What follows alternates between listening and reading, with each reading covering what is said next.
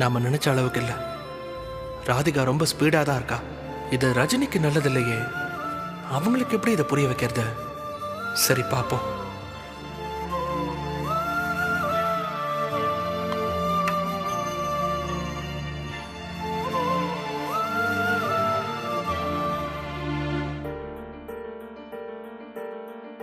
ரஜினி, என்ன என்ன ஏதாவது பேசணுமா? இங்க பாரு, இங்க இருக்கிறவங்கள பத்தி பேசுறதா இருந்தா எதுவுமே பேச வேண்டாம். இல்ல ராதிகா. இங்க பாரு, ராதிகா முரளின்னு வரிசையா ஒவ்வொருத்தரையும் கம்ப்ளைண்ட் பண்றத இதோட நிறுத்திக்கோ. இல்லங்க, உண்மை பல நேரத்துல பொய் மாதிரி தான் தெரியும். என்ன உண்மை? ராதிகாவோட டாக்டர் சொல்றாங்க அவ கர்ப்பமா இருக்கான்னு. நீ இன்னும் அது உண்மை இல்லைன்னு ஆர்கியூ பண்ணாத. இல்ல, அந்த டாக்டரை நான் போய் பார்த்தப்போ அவங்க பேசினதே வேற. நான் அங்கேயே அதை ரெக்கார்ட் பண்ணிருக்கணும். போன்ல அவங்க பேசினது சுத்த போய். நடுவுல இந்த ராதிகா தான் என்னமோ பண்ணிருக்கா. பார்த்திபா, போதும். இதுக்கு மேல நீ ஒரு வார்த்தை பேசாத. இது ஏன் குடும்பம். இவங்களெல்லாம் எப்படி பாத்துக்கணும்னு எனக்கு நல்லா தெரியும். இவங்களை நோட் பண்ற வேலையை இதோட விட்டுரு. கண்ணுக்கு எதிரில் ஒரு தப்பு நடக்குது, அதை பார்த்துக்கிட்டு எப்படி? எது நடந்தாலும் அதுல நீ தலையிடாம இருக்கிறதா உனக்கு நல்லது. இல்ல ரஜினி, என்ன நடக்குதுன்னு உனக்கு தெரிய மாட்டேங்குது. எல்லாரும் உன்னை ஏமாத்திக்கிட்டு இருக்காங்க. பரவாயில்ல, அத பத்தி நானே கவலைப்படல. நீ இப்படி இருக்கிறதா அவங்கள தப்பு செய்ய என்கரேஜ் பண்ற மாதிரி இருக்கு. நீ பெருந்தன்மையா நடந்துக்கிறதுல ஏதாச்சும் ஒரு நல்லது இருக்கணும்ல. நீங்க இவ்வளவு கஷ்டப்படுற, ஆனா அவங்க யாருமே அதை புரிஞ்சுக்காம தப்பு பண்றாங்க. அது இந்த குடும்பத்துக்கு நல்லது இல்ல. எது நல்லது எது கெட்டதுன்னு எனக்கு தெரியும். அவங்க ஏன் அம்மா, ஏன் தங்கச்சி, ஏன் தம்பி, என்னோட குடும்பம். இத பத்தி நீ வருத்தப்படவோ கவலைப்படவோ உனக்கு எந்த அவசியமும் இல்லை. அவங்க எப்படி இருந்தாலும் அவங்களுக்காக தான் என் வாழ்க்கைன்னு நான் முடிவு பண்ணி ரொம்ப நாள் ஆச்சு பார்த்திபா. எங்க அந்த முடிவை நான் மதிக்கிறேன். உங்களை நான் விரும்பினதே அதுக்காக தான். ரொம்ப தேங்க்ஸ். ஆனா அவங்க எப்படி வேணா இருந்துட்டு போகட்டும். அதுக்காக நான் என்ன மாத்திக்க முடியாது. இதான் ரஜினி, நான் இப்படிதான் இருப்பேன். என் குடும்பத்தை விட்டு நீ ஒதுங்கியே இரு, அவ்வளவுதான் சொல்லுவேன். ஏங்க, என் குடும்பம் என் குடும்பம்னு சொல்லிட்டே இருக்கீங்களே, அப்ப நான் யாரு? அம்மா, அப்பா, அக்கா, தங்கச்சி, தம்பி, இவங்க மட்டுமே குடும்பம் இல்ல.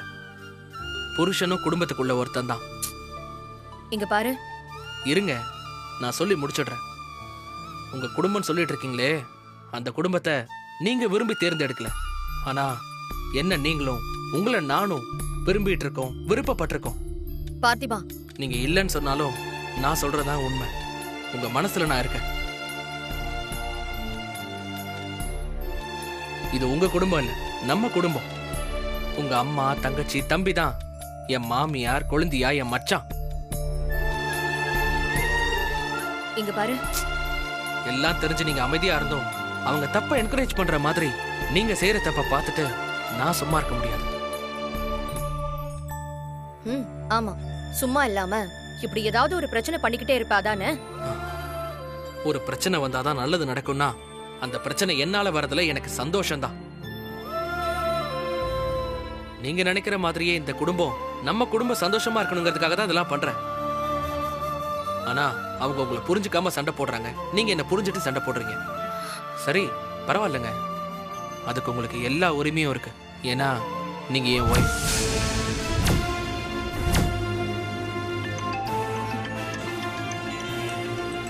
ஏங்க, உங்க போன் இங்க இருக்கு. பேசுங்க.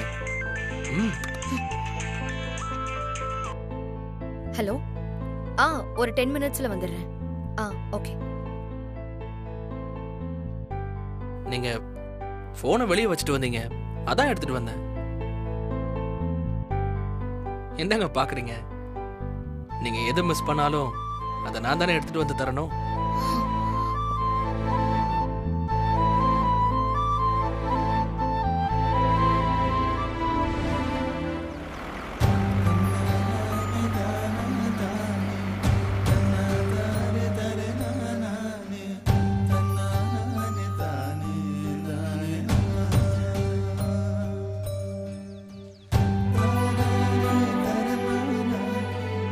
வீட்டுக்கு போனா அத்தை சமைக்க சொல்வாங்க, வேலை கொடுப்பாங்க. கொஞ்ச நேரம் பார்க்ல உட்காந்து படிக்கலாம், எக்ஸாம்க்கு ப்ரிப்பேர் பண்ணலாம்.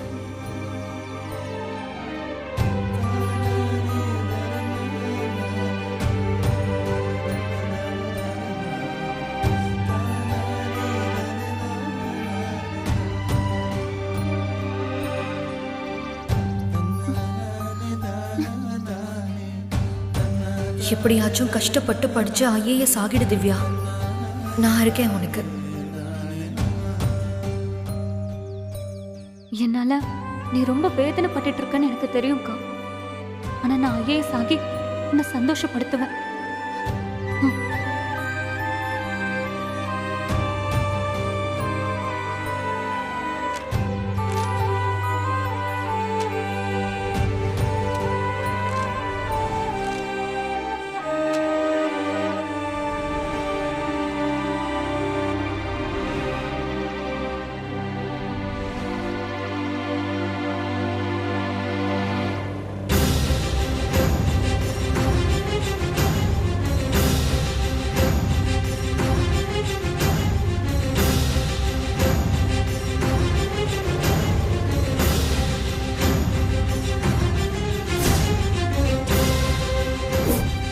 என்ன இது? இவ ஏன் இங்க உட்கார்ந்திருக்கா?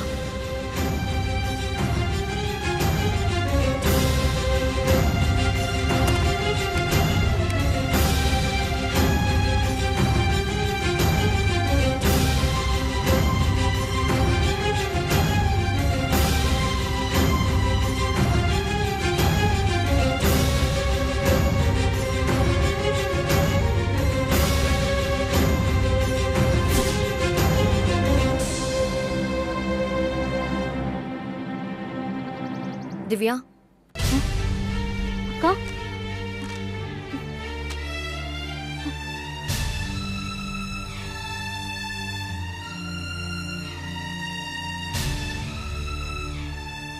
ஏன் இங்க உட்காந்து படிச்சிட்டு இருக்க? அ, அ, அது சும்மாதான்க்கா. முந்தி நம்ம வீட்ல காலேஜ், கோச்சிங் கிளாஸ்னு வேற வேற அட்மாஸ்பியர்ல இருக்கோம். இப்போ அங்க வீட்டுக்குள்ளேயே உட்காந்து படிக்கிறது ரொம்ப போர் அடிச்சுது. அதான் இங்க வந்து. படிக்க வந்தவ இதெல்லாம் ஏன் வாங்கிட்டு வந்திருக்க? அது ஐயோ இல்லக்கா, அது வீட்ல ரேஷன். அத்தை ரேஷனுக்கு கிளம்புனாங்களா, நான் பார்க்குக்கு போறேன் அப்படியே வாங்கிட்டு வந்துடுறேன்னு நான் தான் வாங்கிட்டு வந்தேன். உண்மையை சொல்லு திவ்யா, உன்னை வீட்ல படிக்க விட மாட்டாங்கல்ல? ஐயோ இல்லக்கா, அப்படியெல்லாம் ஒன்றும் இல்லை. நான் அவங்க கிட்ட சொல்லிட்டு தான் புக்கே எடுத்துட்டு வந்தேன். நான் வந்து ரொம்ப நேரம் ஆயிடுச்சுக்கா, இதோ இப்ப கிளம்ப வேண்டியதுதான். சரி வா, நானே உன்னை வீட்ல கொண்டு போய் விட்டுட்டு போறேன். அக்கா, நானே போய்க்கிறேன். இவ்வளவு தூக்கிட்டு எப்படி போவ திவ்யா? என் கூட வரமாட்டியா? ஐயோ அப்படிலாம் ஒன்றும் இல்லக்கா. என் கூட வந்தா உன் அத்தை திட்டுவாங்க இல்ல? ஆனா அடிச்சாலும் திட்டினாலும் அவ என் அக்கான்னு உன்னால சொல்ல முடியாதுல்ல? அவங்க திட்டினா என் கூட வரமாட்டேன், அப்படிதானே? ஐயோ அப்படியெல்லாம் ஒன்றும் இல்லக்கா. உன்னை ஏதாச்சும் சொல்லிருவாங்களோன்னு தான். அதெல்லாம் ஒண்ணும் இல்ல, வா போலாம்.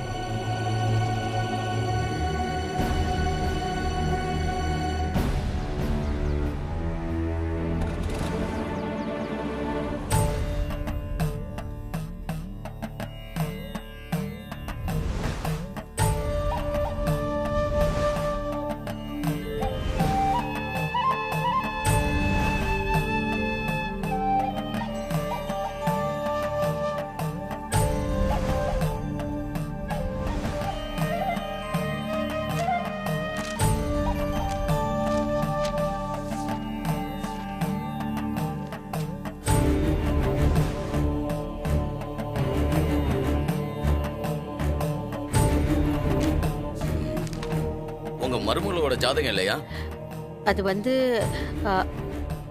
அவளோட ஜாதகம் எங்ககிட்ட இல்லைங்க. மருமகளே இங்க இல்ல, ஜாதகம் எப்படி இருக்கும்? பரவாயில்லம்மா, பையனோட ஜாதகத்தை பார்த்தே பலனை சொல்றேன்.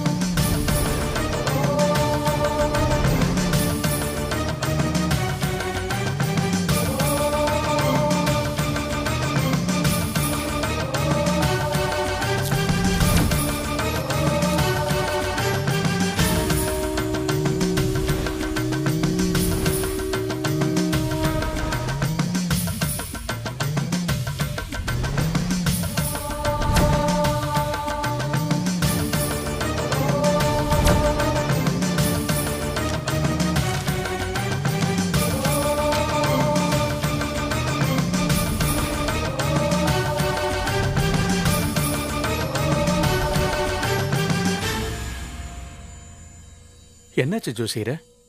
கேட்குறேனேன்னு தப்பா நினைக்காதீங்க. ஆ, இந்த ஜாதகக்காரர் எங்க இருக்காரு?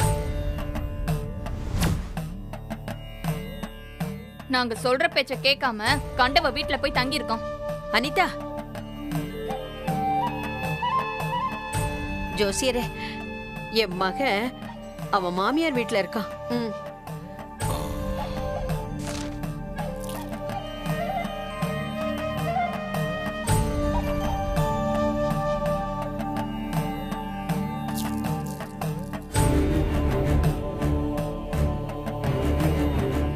என்ன ஜோசியரே, ஏதாவது தப்பா இருக்கா?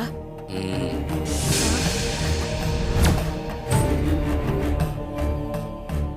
மனசை கொஞ்சம் திடப்படுத்திக்கிட்டு நான் சொல்றத கொஞ்சம் பொறுமையா கேளுங்க. ஜோசியரே, என் மகனுக்கு என்ன? கமலா இரு, அவர் தான் ஏதோ சொல்ல வர்றாருல, பொறுமையா இரு. நீங்க சொல்லுங்க ஜோசியரே. இந்நேரம் இந்த ஜாதகக்காரருக்கு பெரிய கண்டம் வந்திருக்கணுமே.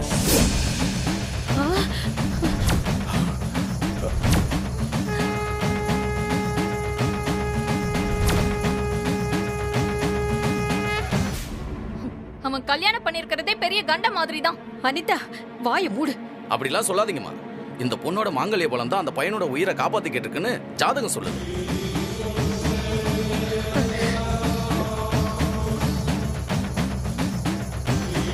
ஆனாலும் அந்த பையனுக்கு இன்னும் கண்டம் நீங்கல.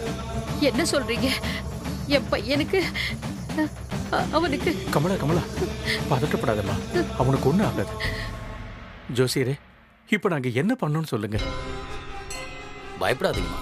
கிரகதோஸ்தால கண்டம் வந்தா கடவுள் தான் துணைன்னு சொல்லுவாங்க. குடும்பத்தோட குலதெய்வ கோயிலுக்கு போயிட்டு உங்க மருமக கையால பொங்க வச்சுட்டு நான் சொல்ற பரிகாரத்தெல்லாம் செஞ்சிடுங்க.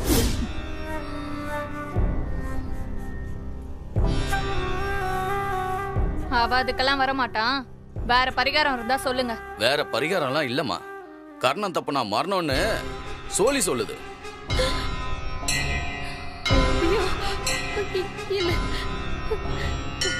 இங்க பாருங்கம்மா, உங்க பையனையும் மருமகளையும் உங்க வீட்டுக்கு கூட்டிட்டு வந்து 2 பேரையும் ஒன்னா தங்க வைங்க.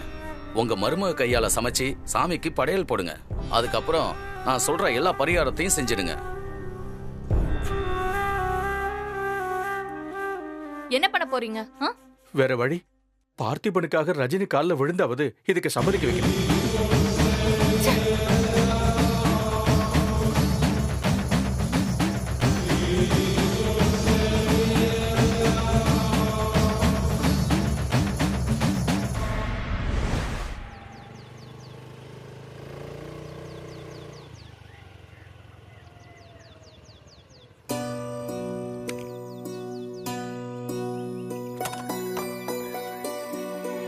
கொடுக்கா, நான் எடுத்துக்கிறேன்.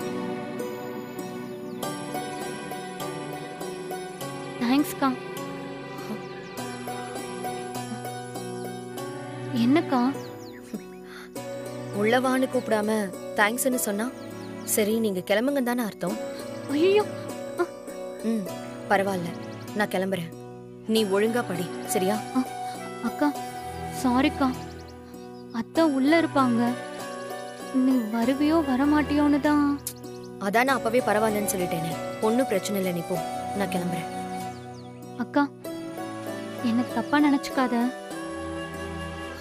நான் எதுவும் நினைக்கல, நான் கிளம்புறேன், நீ போ. சரிக்கா.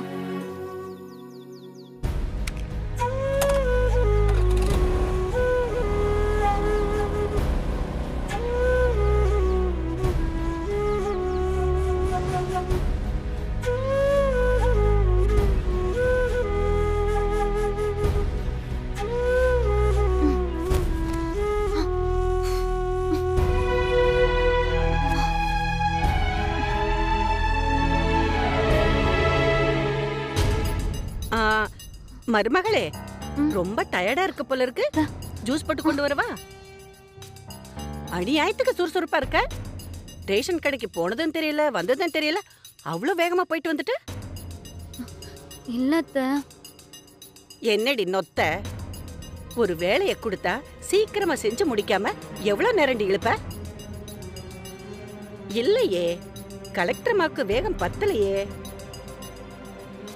உங்க அக்கா கொடுக்கிற செல்லந்தண்டி இதெல்லாம். அந்த விளங்காதவளோட தங்கச்சிக்காரி அவள மாதிரி தானே இருப்ப. உங்களுக்கு இப்ப என்ன பிரச்சனை? எங்க அக்காவை பத்தி எதுவும் பேசாதீங்க. ஏய், அப்படிதாண்டி பேசுவேன். என்ன பண்ணுவ? வேண்டாம் அத்தை.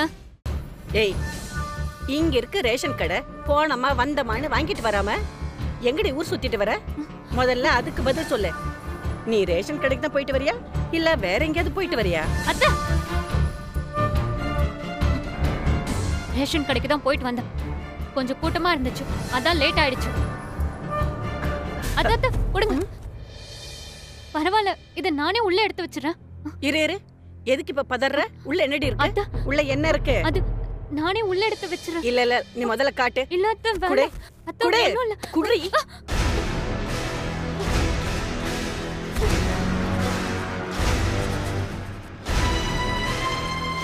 என்னடி இது? ஓ, இதுதான் நீ லேட்டா வந்ததுக்கான காரணமா? அப்பவே சந்தேகப்பட்டேன்.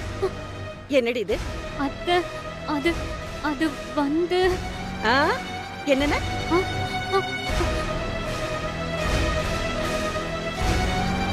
உன் அக்காவை பத்தி சொன்னதும் அப்படியே கொந்தளிச்ச.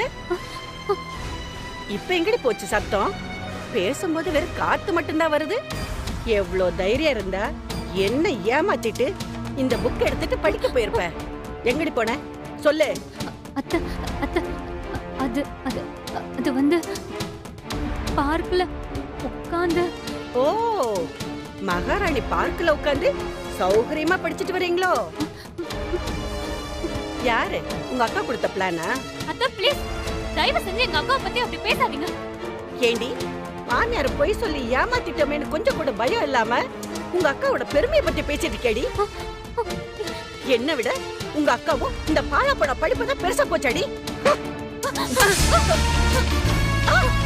அத்தை,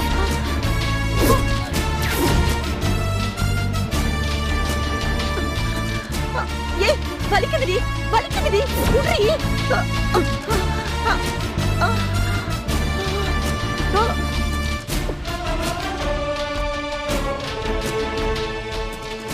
நீ வந்திருக்கியா? அந்த தைரியத்துல தான் இவ இப்படி பேசுறாளா? என்ன, நாம சொல்லி கொடுத்த மாதிரி நம்ம தங்கச்சி கரெக்டா செய்யறாளான்னு பார்க்க வந்தியா? நீங்க என்ன சொன்னாலும் யோசிக்காம தலையாற்ற உங்க புள்ள மாதிரி நினைச்சீங்களா? அவளுக்கு சொந்தமா அறிவு இருக்கு. நான் சொல்லி கொடுக்கணும்னு அவசியம் இல்ல. ரஜினி, ஏதோ தாய் மாமா குடும்பமாச்சேன்னு கொஞ்சம் இறக்கப்பட்டா அவளை ஏமாத்தி கல்யாணம் பண்ணிக்கிட்டீங்க. அதனால அவளுக்கு எதுவுமே தெரியாதுன்னு நினைச்சிடாதீங்க. இதான் நீ வாழ்ற லட்சணமா? இதெல்லாம் எனக்கு தெரியக்கூடாதுன்னு தானே என்கிட்ட போய் சொல்லி அங்க வாசல்ல இருந்து அனுப்பி வைக்க பார்த்தேன். இங்க பாரு திவ்யா, பாசத்துக்கு கட்டுப்பட்டு எவ்வளவு வேணா இறங்கி போலாம். அத புரிஞ்சுக்காம செஞ்சா கூட பொறுத்து போலாம். தெரிஞ்சே வேணும்னே படிக்க வைக்கிறேன்னு சொன்னதை மீறி உன்னை இப்படி கஷ்டப்படுத்தும் போது நீ எதுக்கு சகிச்சுக்கணும்? அக்கா, ஈஸியா கிடைச்சிட்டா அதோட வேல்யூ தெரியாது இல்லக்கா. இவங்க என்ன எவ்வளவு கஷ்டப்படுத்தினாலும் நான் படிப்பேன்க்கா. நான் கலெக்டர் ஆவேன். கேட்டீங்களா? இவ்வளவு மாதிரி ஒருத்திக்கு சப்போர்ட்டா இருந்து அவளை ஜெயிக்க வைக்கலனாலும் அவளை இப்படி டார்ச்சர் பண்ணாதீங்க. அவளை படிக்க விடாம தொந்தரவு செஞ்சீங்க. உங்களால அவ கலெக்டர் ஆகுறது ஏதாவது பிரச்சனையாச்சுன்னு வச்சுக்கோங்க, நான் பார்த்துட்டு சும்மா இருக்க மாட்டேன்.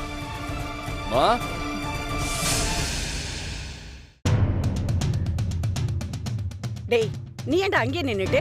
இது நம்ம வீடு, தைரியமா வாடா. என்னம்மா, என்னாச்சு? இந்த அழகி இருக்காள உன் பொண்டாட்டி, இவள ரேஷன் கடைக்கு போயிட்டு வான்னு சொல்லி அனுப்புனா அத சாக்க வச்சுக்கிட்டு பார்க்ல போய் 2 மணி நேரம் உட்காந்து படிச்சுட்டு வரா. அத கேட்டதுக்கு தான் அக்கா தங்கச்சி 2 பேரும் சேர்ந்து என்கிட்ட பஞ்சாயத்து பண்ணிட்டு இருக்காங்க. ஐயோ, நான் போய் உங்ககிட்ட சொல்லிட்டு இருக்கேன் பாரு. நீ போய் முகம் கழுவிட்டு வா, நான் சாப்பாடு எடுத்து வைக்கிறேன். போ. ஒரு நிமிஷம் இங்க பாரு ஆனந்த், அவ கலெக்டர் ஆகணுங்கிற கனவோட இருக்கான்னு உனக்கு நல்லாவே தெரியும். ஒரு பொண்ணா இருந்தும் உங்க அம்மாவால அதை புரிஞ்சுக்க முடியல. அட்லீஸ்ட் நீ அவளை புரிஞ்சுக்கிட்டு அவளுக்கு ஹெல்ப் பண்ணு. நீ சப்போர்ட் பண்ணுவேன்னு நம்பிதான் அவ எல்லாரையும் மீறி உன்னை கல்யாணம் பண்ணிருக்கா. அந்த நம்பிக்கையை காப்பாத்து. அதுதான் உனக்கு மரியாதை. இல்லனா நான் மனுஷியாவே இருக்க மாட்டேன் சொல்லிட்டேன்.